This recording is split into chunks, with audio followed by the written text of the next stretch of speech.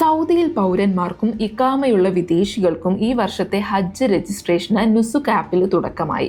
റമദാൻ 6 മുതലാണ് നുസുക്ക് വഴിയും ഹജ്ജ് മന്ത്രാലയം വെബ്സൈറ്റ് വഴിയും അപേക്ഷ നൽകേണ്ടത്. റമദാൻ 15-നാണ് പാക്കേജ് വിവരങ്ങൾ തിരഞ്ഞെടുക്കാനാവുക. നേരത്തെ ഹജ്ജ് ചെയ്യാത്തവർക്കും അബ്ഷീറിൽ ഹജ്ജിന് അനുമതിയുള്ളവർക്കും ഷവ്വാൽ അവസാനം വരെ അപേക്ഷിക്കാൻ അവസരമുണ്ടാകും. മുൻഗണന പ്രകാരം ഹജ്ജിന് അനുമതി ലഭിക്കും.